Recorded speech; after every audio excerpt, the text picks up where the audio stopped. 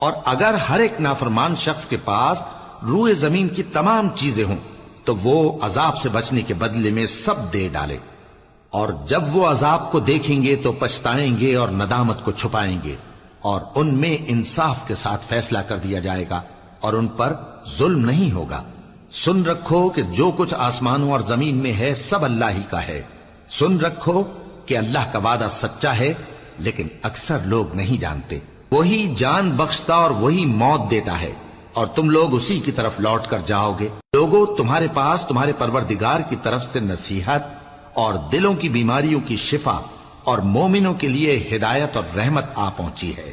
کہہ دو کہ یہ کتاب اللہ کے فضل اور اس کی مہربانی سے نازل ہوئی ہے، تو چاہیے کہ لوگ اس سے خوش ہوں۔ یہ اس سے کہیں بہتر ہے جو وہ جمع کرتے ہیں۔ کہو کہ بھلا دیکھو تو اللہ نے تمہارے لیے جو رزق نازل فرمایا تو تم نے اس میں سے بعض کو حرام ٹھہرایا اور بعض کو حلال۔ ان سے پوچھو، کیا اللہ نے تمہیں اس کا حکم دیا ہے یا تم اللہ پر جھوٹ باندھتے ہو؟ اور جو لوگ اللہ پر جھوٹ باندھتے ہیں وہ قیامت کے دن کی نسبت کیا خیال رکھتے ہیں؟ بے شک اللہ لوگوں پر مہربان ہے، لیکن اکثر لوگ شکر نہیں